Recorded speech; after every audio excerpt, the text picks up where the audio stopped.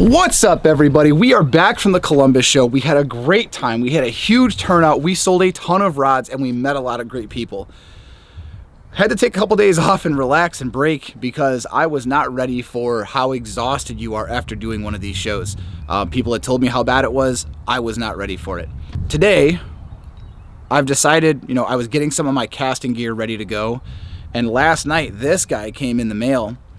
And I decided we're gonna go ahead and do a tutorial on how to properly spool a spinning reel. It's a little different than a standard bait caster, and if you don't do it right, you will jack up your line and you'll be miserable throwing one of these. But at the end of this video, we're also gonna talk about a little giveaway I'm gonna do here. I've got a bunch of leftover rods from the past year or two that I really have no use for. And I figured you guys might have a use for them. So today we're gonna go ahead and we're gonna spool up this spinning reel. I'm gonna walk you through how to do it. And then at the end of the video, we're gonna talk about all the rods that I'm gonna give away, and I'm gonna give you the details on how to do it. If you're ready, I'm ready, let's go.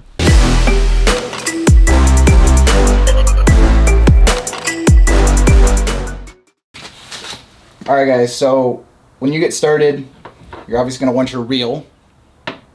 I've got my rod here. I've got my braid. This is 15-pound vicious braid. I've got some 8-pound Berkley Trilene XT, which is basically an inexpensive backer that I'm going to put a few wraps on the spool in the very base of it, just so that the braid doesn't spin on the spool. If you don't use backer, if you don't use, you can use either electrical tape or you can use mono. If you don't use a backer, your braid will spin on the spool, unless your spool is actually designed for braid with no backer. There are some spools that have a rubber texture or rubber ring around them, and that's so you can tie your braid directly to the spool. I don't have that here on this Shimano reel, but I'm going to go ahead and use a mono backer. My suggestion would be buy the cheapest mono you possibly can. I'm using 8 to 10 pound Berkley. It's something I can go grab. It's readily available at the store. It's about $3 to $5 for a spool. I'm only using a couple wraps of it, so the spool will last me basically an entire season. But I would highly suggest if you're going to run braid, run a mono backer, or if you want, like I said, take a piece of electrical tape, cut it down, stretch it out a little bit, and you can wrap it around the spool, and it uses itself as a backer. So I've also got some line conditioner here. We're going to use that when we're putting the spool on. It keeps the line from retaining memory from this spool, and it actually, allows the line to come off pretty effortlessly once it's on the actual reel. So, kind of get started here. I've got a vise here too. I'm going to use the vise to actually hold the spool so that the line comes off the spool straight onto the reel. That's pretty much how you're going to want to do it. You are not going to want to reel this straight off the spool. If you put this somewhere and reel it straight off the spool, you are going to get some massive line twist. And when you go to use it on the water, you're going to have a miserable time. So I'm just going to run a half knot. I'll run another one on top of it. Should be good there. Just double check to make sure. Okay. Clip your tag end, flip your baler.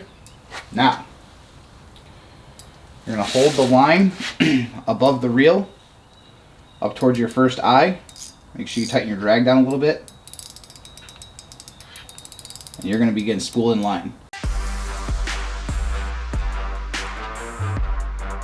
So now, there's two different knots you can tie.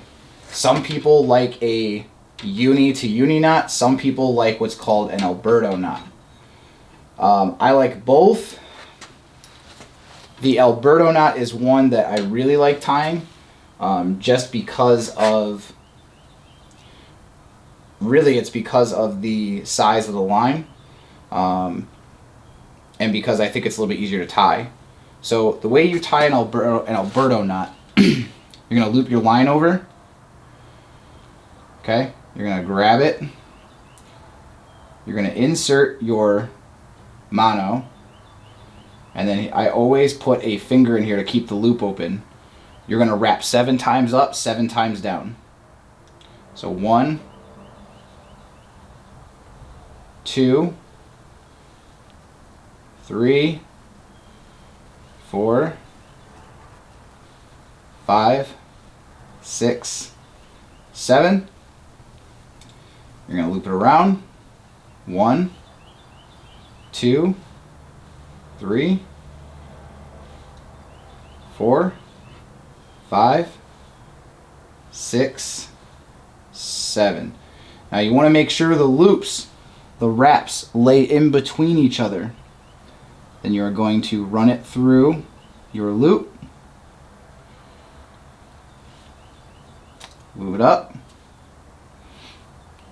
And then you're going to cinch down. Now, one of the things you're going to want to check when you pull this knot down, you are going to constantly also pull at your tag ends, because what will happen is you get these little loops in there.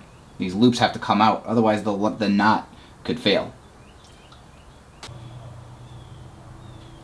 There you go. So you pull that tag end, and now all the loops are gone in that line. I don't know if you can see that, but all the loops you had in your braid are gone. So now you can pull on that knot and make sure it's tight. I don't know if you can see that there, but that line, that knot is very, very small. So it'll actually travel through your guides. So when you're tying braid to your leader, which is fluorocarbon, this is a really good knot to tie because of the size of the knot. A uni to uni can sometimes get stuck in your guides. So I'm going to go ahead, go over here, snip off that tag end there. I'll go to my braid. I'm going to snip off this tag end. And as you can see, extremely low profile knot.